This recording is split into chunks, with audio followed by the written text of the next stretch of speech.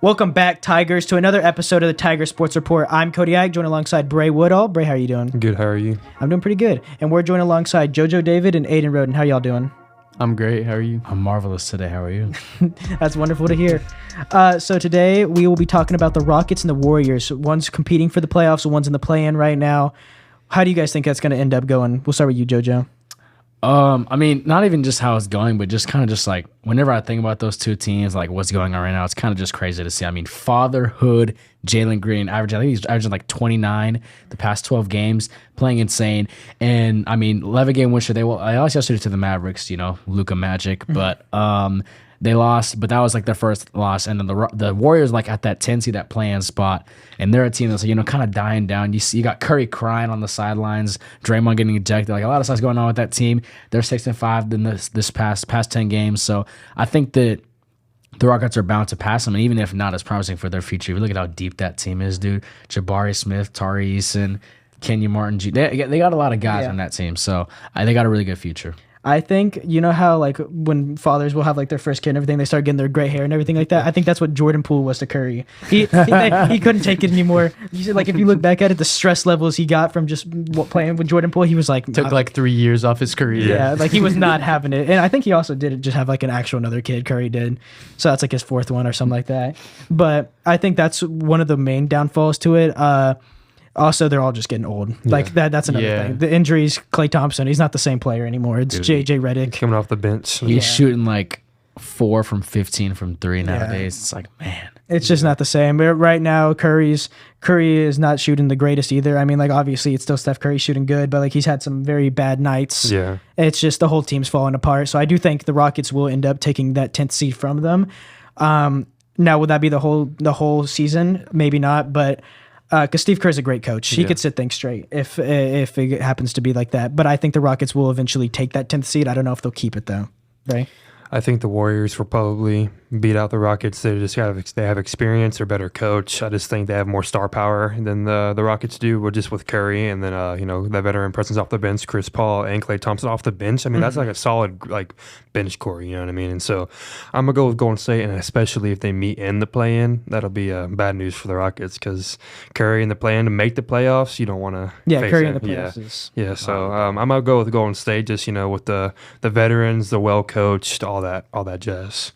Yeah, man. You got to hope that the Rockets beat out the Warriors if you're a Western Conference team because, just the star power and, Steph Curry, you just don't want to see the Warriors in the playoffs. Mm-hmm.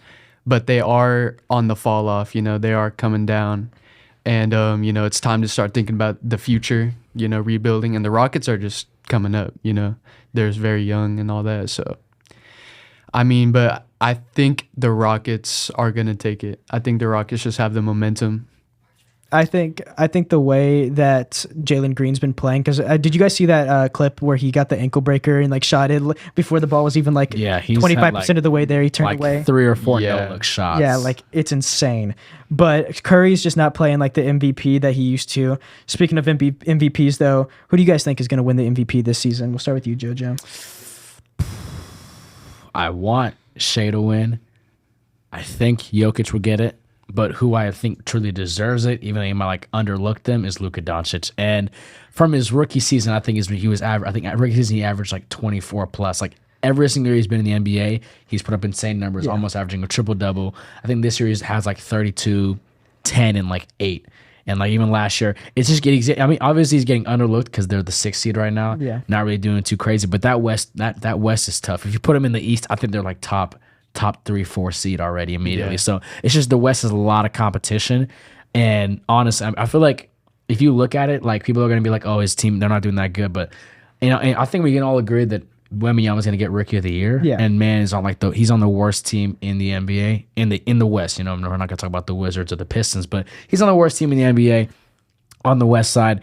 But he's gonna get it. So I feel like like just ignoring the fact of like like the team aspect of it, I think he truly does deserve MVP. The numbers he's been putting up all year, being consistent since he first got into the league. Rookie of the Year is just a different award than MVP, though. I agree, because I think Wemby is like by far the Rookie of the Year. It's like not even close. It's you know his what I mean? award.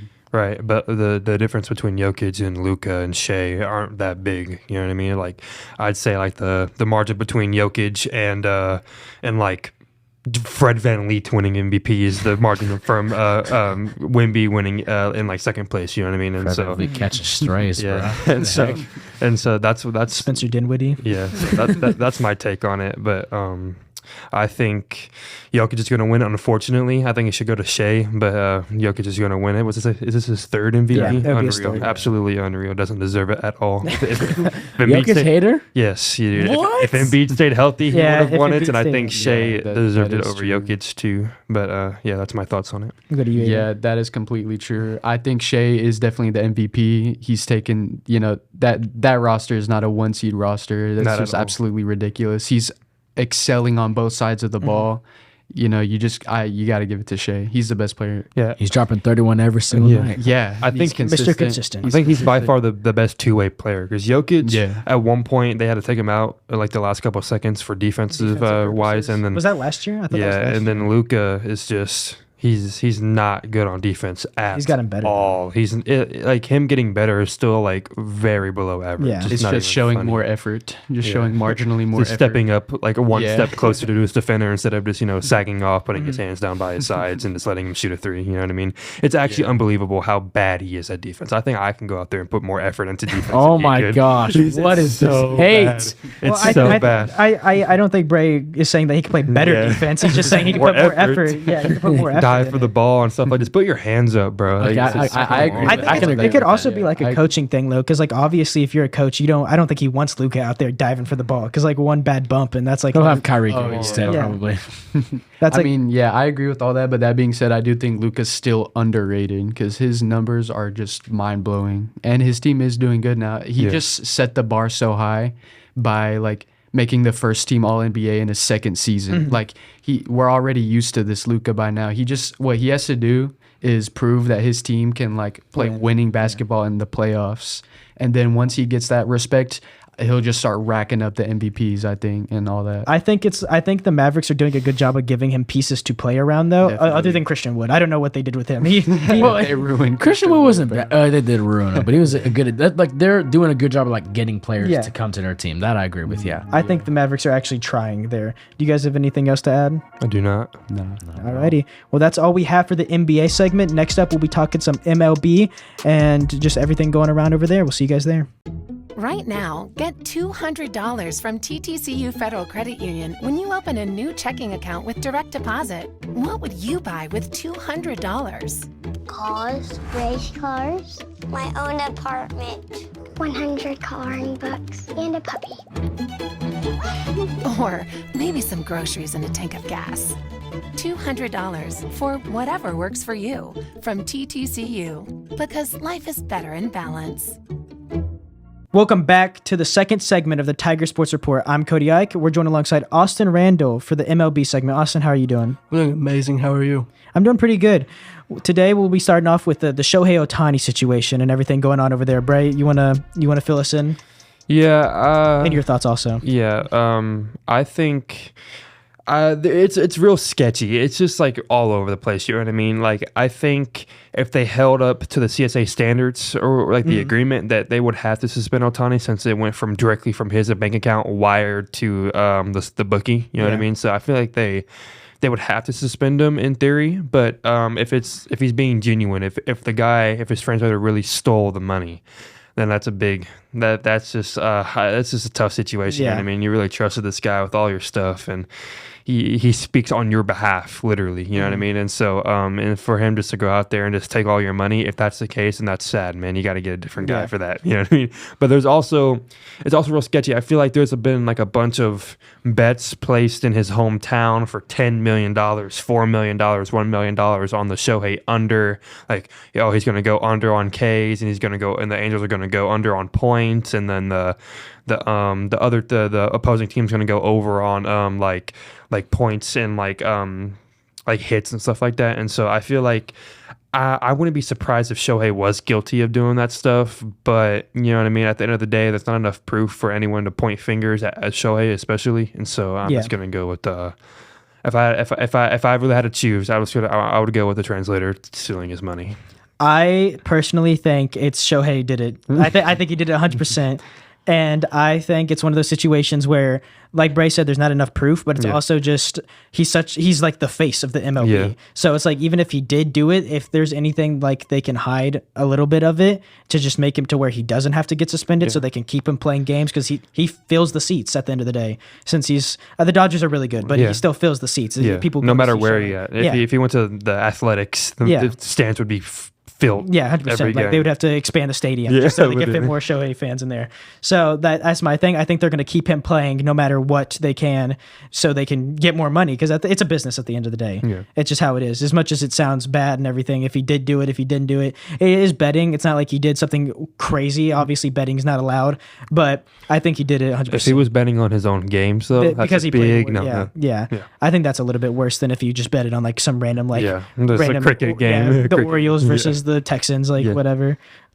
I don't think he did it at all. I don't think that he was betting on the games. I think he's just so nice of a guy. He's sending a lot of his money over to his parents in Japan. Yeah. I just don't think that he'd be that guy to do it. Yeah, he's got that innocent smile, man. I don't think it was him. Yeah. The one argument I see against people saying that he wouldn't do it is because he's a good guy is because his teammates don't even know him on a personal level. You know I saw that. It's like he got married and his teammates didn't even know he had a girlfriend. I know. I saw that. I think that's crazy. Yeah, but like I can understand like someone being like, oh yeah, I don't think he would do it just because like the stuff he's done for his parents. But I don't like there's people out there acting like they know him on a personal level. You know what I mean? Like, oh, he's my buddy. You know what I mean? I know he wouldn't do that. My thing is when they said that and everything, I was like, how well did the people on the Angels even know him? Like over there, like they barely know you. Like how are you even like how are they chill with you? He doesn't speak English, you know what I mean? And he has someone walk around with him telling his teammates what he's saying, and they can't understand him, you know what I mean? And it's like, imagine doing this podcast and telling a joke in Japanese, and then his translator has to do it. Like it's not really his fault also. But that being said, we'll switch to the topic of the starting week of the MLB and everything going on over there. Austin, we'll start off with you. How do you think things are going so far? I think it's going well. As a Dodgers fan watching the game last night, I got that Mats Muncy jersey in the cart right now. I was overall happy with how opening week went, and it's going to look bright for this season with the Dodgers. You wait until you meet the Phillies in the first round. It's going to be bad news. You know what I mean? We got our first win yesterday. The Bryce Bomber. Yeah, we got our first win yesterday. Bryce Harper's already hurt. You know what I mean? Try to dive over the fence for that fly-up ball. You know what I mean? You can't be doing all that. He'll be back in 2 days. Second game of the year, already getting hurt. You know what I mean? But yeah, Phillies, we got our first win. It was a crazy call because it was Rojas hit the ball. They got the guy out on second, and they rolled the guy out on first. But they reviewed it. They saw that he ended up being safe. You know what I mean? So we ended up having 2 outs. Kyle Schwarber up to bat, rest is history. We scored 4 runs in that inning. I think we ended up taking the lead, and we won that game. You know what I mean? And so it was a great challenge by the manager. I think the season's going to be really good. Bryce needs to come back, and we'll be solid. I think we're going to win the World Series, especially knock out I'd be more happy if we knocked out the Dodgers in the first round than we would winning the World Series. But let's have my with Kane in the so room. far. With Kane and Austin in the room. We'll just put a TV up. We'll just watch it. That'll be the segment. But despite the favorite teams, I think there's a lot of teams out there right now that are just super fun to watch. I think the Orioles, young and amazing, really good hitting squad. I agree. I think they're fun to watch. I think the Texans are I think they're a real like powerhouse still. Obviously they won last year. But I mean Corey's numbers last year were crazy. He's unreal. Were insane. Like his lowest hitting ball was still like 30. Yeah. Like that's crazy. The fact you're hitting you can hit everything. Your worst one is 30, bro. That's insane. It doesn't matter what you throw at him, he's gonna hit it every time. It's unreal. The pitching's worst nightmare. I'm hitting him every time. I'm hitting him. Yeah, every time. Every ball's going to the moon. Yeah. It's four fan balls right there. Do you guys have anything else to add? Phillies for the World Series. That's all I gotta say. Houston starting strong, 0-4. Whatever. Oh yeah, and shout out to the Rays for days. Shout out Chance. All right, we'll see you guys in the next segment where we'll be talking some March Madness. We'll see y'all there. Recently, you've had to put your life on hold, and we're with you in this. At Ascension St. John, we're now open for appointments, and we are fully prepared for your safety and our care. As we open our doors again, our doctors, nurses, and care teams will continue to wear personal protective equipment. We've taken even more steps to clean and stringently disinfect all areas. We will maintain distancing in our waiting rooms and will continue to limit visitors. And we will still screen all staff to protect their health and yours. Our emergency rooms are here 24/7. Please do not delay care. We're still delivering babies and performing surgeries. And we're open for your appointments, from specialists and surgical care to routine care and health screenings. Ask us about virtual visits. Ascension St. John continues to care for you, as we have been for almost a century. Thank you for trusting us. Welcome back, Tigers, to the third segment of the Tiger Sports Report podcast. I'm Cody Agnew alongside Bray Woodall. We're joined alongside JoJo David and Kimberly Foster. How y'all doing? Good. We're doing good. You're only doing good now, JoJo? You're doing marvelous? It changes, I got you. All right, we'll be talking about some March Madness and just brackets overall. JoJo, I started off with you twice last time, actually. Kimberly, tell us about your bracket. It's completely in the dumpster. I haven't even looked at it in like 3 days. I had North Carolina and Marquette. I'm not sure. North Carolina University. And then I had North Carolina winning it, but now that's my out. Wow. My dreams are in the dumpster. So. Bray. I had Tennessee going all the way, and they almost had it yesterday. I had some pretty good upsets. I had Oregon beating South Carolina, and I had Yale beating who did they beat? Yeah, they beat Auburn. Auburn. Yes. They beat Auburn because Charles Barkley was not very happy. But those are the two upsets I had. But I also had Tennessee going all the way. It's not going so great. But the first couple of days, I was in the top like 1% of brackets. You know what I mean? Top like 300,000 people. I thought I was on fire. You know what I mean? But now I'm not doing so great. My girlfriend's actually doing way better than I am. And so, because she had UConn winning. And did she have any idea what she was doing? We picked it together. And so I told her, I was like, you have to like pick some upsets. So obviously like the higher she's not going to win every time. It's March Madness, you know what I mean? According to Shannon Sharp. Yes. And so, and so she's doing better than me just because she had UConn going all the way. And she also had Purdue beating Tennessee. So that made her bracket go above mine. But, I'm starting off pretty nice, but now I'm in the top like 20% of people. It's still like all right, you know what I mean, good, but not like 1% like how I was doing earlier. How was your women's bracket? I thought that wasn't terrible. I'm a homer. I went with OU going, and they got knocked out like the second round by South Carolina, and they're like undefeated. They're like 34, and I don't know if y'all know that they're like 34-0. I think they lost yesterday. To NC State. I don't know if they were. I'm not gonna lie. No. Yeah, I'm wrong. They won. I don't pay attention to the women's March Madness, but I went with OU, and my bracket's like in the bottom 80%. It's just not very good. But the men's, I was starting off high. I'm all right now, though. I did not. So for my bracket, I did not go with the Auburn losing in the first. I thought Auburn was going to the Final Four. I thought their defense was insanely good. Like they had their defense on all 5 of the positions. I thought was like really good. Like their scoring talent. I viewed them as like UConn's little brother. So I thought they were gonna like do pretty good. I thought they were obviously not gonna win like the whole thing, but I thought they were gonna get pretty deep. So I was pretty devastated whenever they lost, because they're such a good team. I was watching the Yale game and I was like, come on, let's go, bro. I was cheering for Yale like they were the Eagles or the Thunder. I wouldn't have been like that upset if it was like the second round, but Yale, you lost to Yale. The smart kids, dude, they go to sleep at like 8 o'clock. You know what I mean? I don't know how you lose to them, but yeah, I was cheering for them like I've been a day one fan since I was born. You should have seen me, dude. Unreal. But other than that, my bracket hasn't been too bad. It was pretty devastating.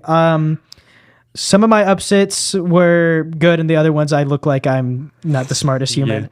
But I'll get into predictions after. We'll finish brackets real quick, and we'll get into predictions. JoJo? So I sadly, spring break was a lot for me. So the night before, I was making a bracket. I got to like Elite 8, Final 4, and then I went to sleep. I woke up the next day, woke up late. By the time I woke up, it said I was locked. I couldn't turn it in. But I will say some things that I had going on. I did have Bama going to the Final 4, so I had that. I had Kentucky going all the way. That turned out bad from the beginning. I was a big Rob Dillingham guy. Same. I think I picked some favorites, but I think like the only upsets that I chose was James Madison University. Oh, I chose James Madison. But I chose them just because like all the memes on like TikTok and YouTube about like, NCAA 25 coming up, I'm going to go rebuild James Madison University. Yeah. I chose James Madison. I chose UConn to lose like second round, but the way they're playing right now, it is just like, bro, they might They're go probably back to gonna- their yeah. prime. I had Purdue losing. I had Purdue losing, And in, then like, NC State, they were nowhere in my bracket. Yeah, whatsoever. I had NC them State losing was in the first nowhere. round. Yeah. Literally. So yeah, that's kind of like the summary of mine. Now let's get to some predictions and how they're going to finish off. Now that we got the deeper in the playoffs, we know. I think it's easier to predict now. I think we would all agree on that. All right, Bray, we'll start off with you. I would like NC State to win, but the one team I don't want to win is Purdue. Do not like them. Don't like Zach Edey. No bag. He just honestly just grabs the ball. Just grabs the ball. Doesn't know a 7'4"? post move. He's just a 7'4" Kwame Brown. It's actually unreal. He doesn't have a bag. He just drops it into the basket. It's just, oh my god. He's just so much bigger than everybody. It's just. But I would want NC State to win, but if not, I think UConn's going to win all the way. I'm gonna go all the way and win the whole thing. I was going to say the same thing. I think UConn's going to win also. If you look at the games, I think their closest game's probably been like 20 points. Yeah, their it's closest game's been unreal. like 20 points. It's not like there hasn't been a competition. They kind of just go out there and it's over by 5 minutes in the game. Yeah. So I think UConn will probably take it all. But obviously, we love a Cinderella. Yeah. They're not a Cinderella. My apologies. NC State, that would be amazing to watch. And I don't like how they play, but so they're 11th seed. Yeah, so it's Final just Four, you yeah. have to go with Yeah. them. Yeah, I don't know how they got an 11 seed after winning the ACC. Like that's crazy. I don't know how that seeding works, but they won the ACC, so I don't know. I don't know. But I'm gonna get to the Zach Edey stuff in a little bit. But before, what was I gonna say? I swear I had a good point, but forget it. Watching yesterday, dude, I was on the Zach Edey hate train too. I was like, dude, this dude is big for nothing. I don't like Purdue. But I watched the whole game. I did not watch highlights. I tuned in from the first quarter, from when it started, the first half to the end of the second half till the game was over. And I cannot lie. Everything I said about Zach Edey, I take it back. Yes, I don't think he'll pan out in the NBA. He will not. There's 3-second violations, and he just lives in the paint defensively and offensively. That's it. The game in the NBA, you gotta adjust to playing out there in the perimeter. He can't do that in the NBA. But the way he plays in college, he does have post moves. He can knock down free throws, and he was dogging him. The only thing that I have to say that was bad about it is that he was so big that any little time he got touched, the refs would call fouls. He was on the free throw line 22 times, but still it's unreal. 40 and 20. I think he has the record of triple. He beat David Robinson for most scoring in the NCAA tournament. Consistently had double doubles, the most in the NCAA tournament. He is a dog, but I don't think he's going to pan out in the NBA if he was 3 inches taller. Because he can't play out in the perimeter. He can't guard him in the perimeter. But when it comes to in college basketball, he's a dog. He's reliable in the paint. I'll agree, but he can't shoot threes. If he's outside the free throw line, he's pretty much useless. He's too slow to keep up. He's too slow to keep up with any power forward, even small centers. He doesn't have a post move that he knows back to back to memory. He just drops it into the basket. Guys are too little. They have to foul him. He can't shoot free throws. He shoots below average from the free throw line, and that's where he gets most of his points from that game. 75 isn't bad in 70 college. Connect shoots 77, and that's one of the best shooters. Well, he's another guy that I love in college that won't pan out in the league. He's just too unathletic. No, he's just too unathletic. He's just too slow. Like the guy on North Carolina. What's his name again? The big old guy. Yeah, those guys can succeed in college, but they can't succeed in the pros. But that doesn't mean you hate on him. You know what I mean? But he's still overrated though. Why I'm hating is because he's only succeeding because he's going up against collegiate level athletes. You know what I mean? Just small, not athletic, big man. If he just guarded someone who played in the NBA for 5 minutes, he's toast. Well, I will say Purdue versus NC State will feed families. But back to the point I was talking about earlier, UConn. If you watch the Illinois game, at the first half they wwere tied, but they just went on a 30-0 run to start and finish the end. So I think that Bama can beat them. I think Bama's more of a fast-paced team. I think they have the chance of beating them, but they have to stay consistent from the beginning to the end. I don't think it was as much Purdue as it was Illinois just sucking at the end. When I was watching that, they just forgot how to play. I thought they were early on. I was like, all right, yeah, I think Illinois is going to finish this the way they're playing tonight. And then it's something happened at halftime. Someone got dunked on in the mini hoop in the locker room. Something happened, but it was just not. They did not finish that game. It was ugly at the end. Kimberly, do you have anything else? Well, I think with Purdue and NC State, I don't think anyone should really rely on Purdue because, we've seen, in the past, Purdue is not very good under pressure. I agree. And then That is true. with Alabama and UConn, I think it's just a lock-in for UConn. I don't think Alabama really has what it takes to beat UConn because I think they're a really strong team, and they have the power of friendship too. Power of friendship. So I think they have a really good connection, and that will really help them win. But with Purdue and NC State, I think it ultimately is going to be NC State. Like I'd really like to see that. I will say, regardless of what happens with Purdue and NC State, if UConn wins and NC State wins, it's not going to be a good national championship. It's going to be horrible. If Bama wins, whoever they play is going to be an amazing game. But I don't think whoever they play. UConn, I think against Purdue they'd have a tough game. But anybody else, if they play NC State, dude, I don't even want to watch. Anything else you guys would like to add? Nope. All right, me and Bray will be passing it to Cherish and Gentry, where they'll be talking to some of our BA athletes. They'll see you guys there.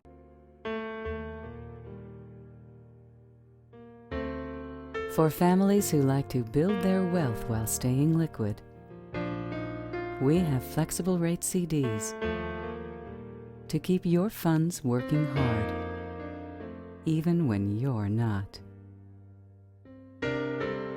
First National Bank of Broken Arrow. The right balance. Hey Tiger fans, welcome back to the Tiger Sports Report. I'm Cherish Booth, joined alongside my co-host Gentry Weston and two varsity baseball players, Brock Natali and Jordan Myers. Guys, first we have a few questions for you guys, and then we're going to switch into a game. Brock, let's start with you. How long have you played baseball? I've been playing for a while, probably since before elementary school, 4 or so years old, for a while.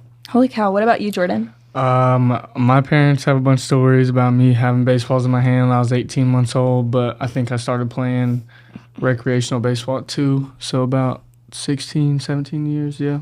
So you both have been playing for a long time. What has been the highlight of your baseball career? You go ahead. Probably just being afforded the opportunity to go somewhere and play college baseball. Yeah, that's probably, because I think about it every day. I know that the school year's coming to an end and it's getting closer, and a lot of people don't know what they're doing after high school, but I'm glad I can bank on the fact that I'll be going somewhere for college and having a plan outside of high school. I wouldn't really say I have like a highlight of my career at all. I would say there's just little things here and there that's built up an experience for me. So, it's, first, getting on the high school team, and then, working yourself up to varsity, and then hopefully, coming up college. So, Jordan, let's go back to you. What position are you, and what made you want to choose that position? I play third base and I pitch. I've done both just about my whole life. I love being in the infield because it's where the most action is. 9 times out of 10, there will be a ground ball in the infield before there's a ball in the outfield. And just being a part of the action like that and pitching, I love to pitch because I'm the center of attention mostly. But, yeah, I love it to pitch because I like, even if we lose the game or we win the game, I like it to be on me. I like it to be in my hands and be control of what goes down. But, yeah, I've played those 2 positions just about my whole life. Brock? I'm a shortstop. I play shortstop all my life. I love it because it's kind of like, in a way, it's kind of the captain of the field, probably right behind the catcher. Catcher, has got the whole view of the field, but shortstop, you're kind of communicating to all the guys around you because it's basically the middle of the field. And like Jordan said, you're getting balls, here and there, like more than any other position. So, how has being a part of Broken Arrow Baseball shaped you as the person you are today? I would say mainly the coaches have a big impact on me for sure, because they're not teaching us just like the practical just baseball. They're going in, especially Coach Dobb and Coach Copeland, they go into about life lessons all the time, and how this will affect us in the future, and if we don't make good decisions now and learn how to use these qualities now, and it's going to affect us in the future. But I think just kind of what they've tried to put on us is really good.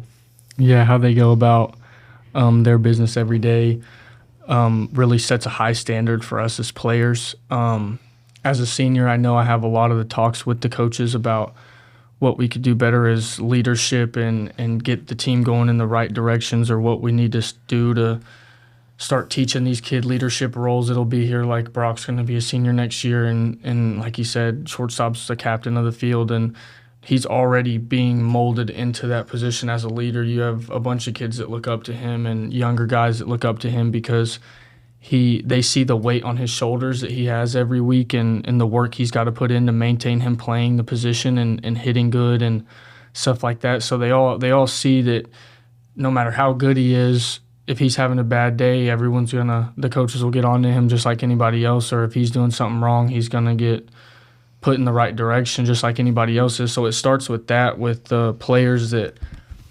the kids don't see get coached as much as some of the others do, but it's a lot of it starts with us as the bigger guys, and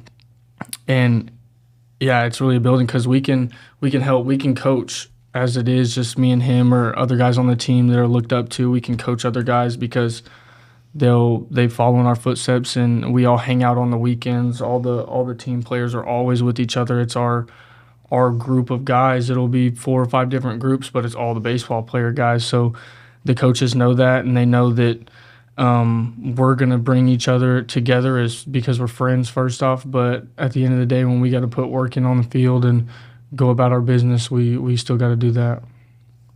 Brock, back to you. This is going to be the last question from me. We're a good amount through this season already. Tell me, what can Tiger fans expect from the rest of this season? I think you can expect some like good competitive baseball because, we got some good teams coming up, really competitive teams. So I think so far we didn't really start out the hottest. So I think we're gradually getting there. And I think that's where we want ourselves to be, because I don't think we would want ourselves to get off to a hot start and then maintain. You got to maintain it. Yeah. So, a gradual streak, of like getting hotter and hotter and hotter is good for us, I think, especially the guys that we have. So I think you can expect for us to win some games and some good games too. Improvement is key. Jordan? Yeah, one thing a lot of people don't think about is every year we lose a whole class of people. Every high school does. So when you bring a whole team of freshmen that are going to sophomore and they're playing with the bigger guys now, and there's a new team every single year, so there's new team chemistry that has to be made. There's new relationships that have to be made, and you got to understand that not everybody's going to be best friends at the end of the day on the baseball team, but we all got to sit there and coincide with each other and be able to work together and do what we do as baseball players, because that's what we're all there for. We all have one thing in common, is to play baseball, and we love the game. So we all know that there's one task at hand, and it's to play the game the best we can and use all of us to do it, because not one of us could make a team good and not 2 of us could make a team good. It takes all 9 on the field to make us run the way we do. No I in team. True that. Yeah, especially in baseball. Especially in baseball. Yeah. So what advice would you give to an underclassman starting onto the varsity baseball team specifically? Be ready to work. I mean, I don't think, I'm just going to be straight honest, I don't really see a lot of other baseball teams from other high schools practice that often. But I would say Broken Arrow High School baseball is second to none on working hard, because I mean we go out there every single day expecting, we don't go out there surprised that we're going to work hard. We're out there expecting to work hard every single day, and like I said, it's no surprise that we're going to get our butt worked that day. We're out there hours a day practicing, there till 5-6 p.m. and I just say be ready to come to work and expect to learn some things and be open to learning, because there's always I feel like people in life that aren't going to take stuff, because some kids think they know everything, but I'd say when coming to a sport, especially with our coaches right now that we have, expect to come in, take in information, and use it to the best of your ability, and don't push it away from you. Take it in and use it to the best of your ability. Yeah, I have a bunch of friends that are freshmen now, and the biggest piece of advice I give them is to just trust the process. I mean, the coaches aren't finna tell them something that's gonna make them worse. It's not gonna make them play bad. you really have to trust the process. You're here for 4 years, and it's to, like Brock mentioned earlier, the coaches are going to make us men and baseball players at the same time, but that doesn't just happen overnight or 1 week in practice. And a lot of that has to go in with waking up every day and working really hard and going out to the field and being the one who works the hardest out of everybody. If you're a freshman and you want to play this game for a long time, you kind of have to take a sense of responsibility to do what you got to do to be good. But at the same time, there's a lot of camaraderie that comes with being on a team, and it makes you want to show up every day, and it makes you want to be there. But it doesn't change the fact that you still got to come and give your best effort, 150% every single day, to achieve what you want to achieve. Okay, we're going to transition into our game. So we have a few, like this card says best dancer. Bryce. I'm going to show you the camera. You think Bryce? Bryce. Okay. In a way, yeah. TikTok dancer, Bryce. When we made this, I said that you guys were going to say that. It's got to be. It's so funny. Yeah. Okay, go ahead, Gentry. Best leader. Cooper's a good one. Yeah. Cooper Bates. Cooper is a good one. Bates. Yeah. Okay, best hair. Kelton Tar. Kelton Tar, yep. Yeah. You can say yourselves, but you can't say yourselves like too For often. everyone. Don't have too Okay, big of an yeah, ego. Yeah. No. Okay. I don't. Best dressed. I have to say myself on that one. Think? Why, because Yeezy slides? No. I just like I have good fits every day. Okay, yeah. Jordan does have nice style. Every day is crazy. Most likely to be late. Kelton Tar. Ooh, Lane Condry. You think so? I think Kelton. Or he just doesn't show up. Yeah, both of them. Who has the best smile? Casey. KT. Yeah. Kelton Tar. He's popular. Yep. Who is the dynamic duo? Is there one? Who'd you think? There's That's a good one. Hold on. I would say like on the field. On the It field, would have to be Jake Lopez and Cannon. Okay, yeah, sure. Cannon Bedford and Jake Lopez. Two freshmen. Okay. Yeah.